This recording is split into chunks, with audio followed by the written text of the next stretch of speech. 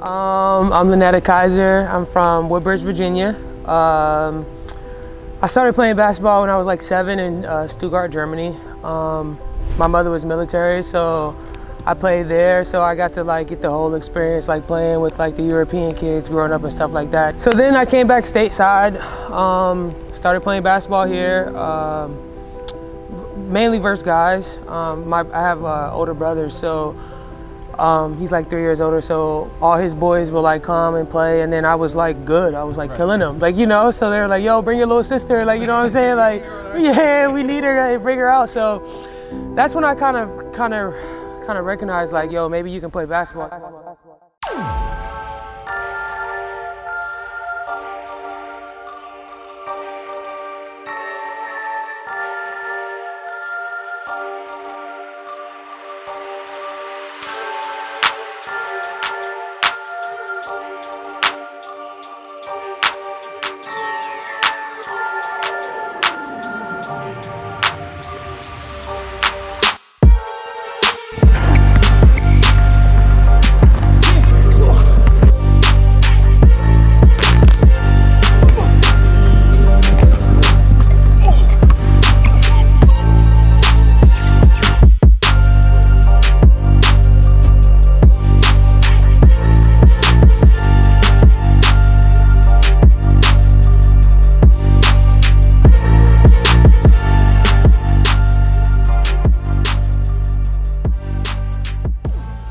So then I moved to Woodbri, where we can play basketball in middle school, started playing there.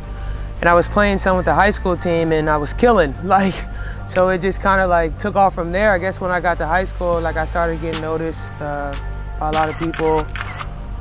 Ended up coming here to the University of Maryland. I played here for 4 years, won 2 ACC championships with them, won like 3 gold medals with the USA team. Then I got drafted to the WNBA. I got drafted to Tulsa Shock at the time. I got drafted, then I got waived like halfway through the rookie season, and then I went to Phoenix and I played 2 years there. Traded to Indiana, I played 3 years there. Indiana looks to play fast. They're 8th in the league in offensive efficiency, and there's a handoff to Lynetta Kizer, and Indiana on the board. It's 2-2 into the corner. Now tosses to Kizer. Kizer, turn around, 10-footer, rattles in. Use some of her shooting now. Johnson, January, quick feed, Kizer. Turn around, jump shot in the lane, goes. Kizer's hit a couple of shots back-to-back. She's 3 of 4 from one of those years we went to the finals, and we lost in Game 5 versus Minnesota.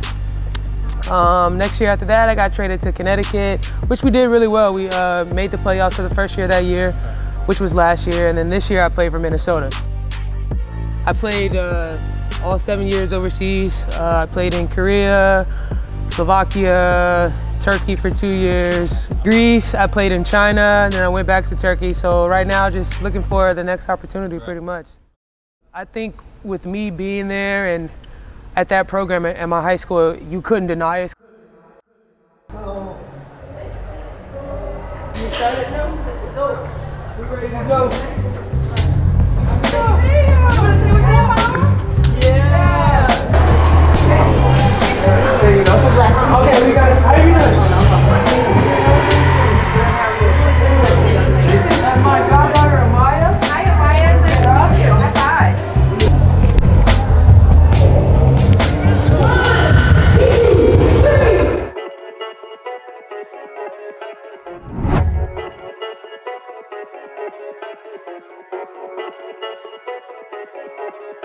I can't hear this time.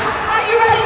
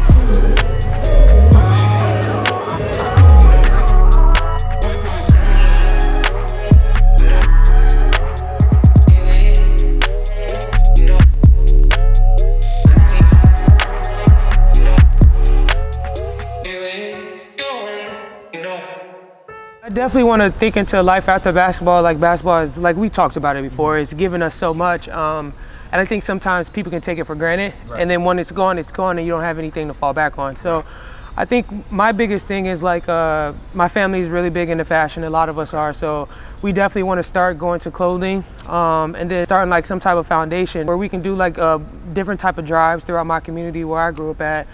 And I think the main thing, my biggest thing I want to do is like give back to underprivileged kids and attack that type of area, just giving them resources and stuff. And definitely just doing that by getting some type of gym space for them to come and like where we can start some type of school programs.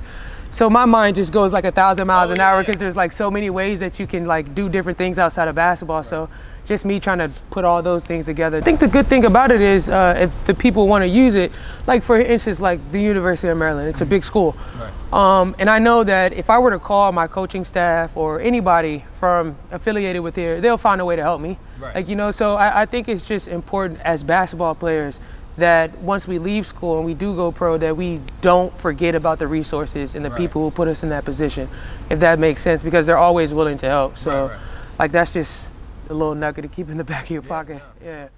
Last thing, where does this whole bat signal come from? Where did that start? Well, you know, I've been working out with Greg Brown Media and and Bones over there, so they need me a lot, you know.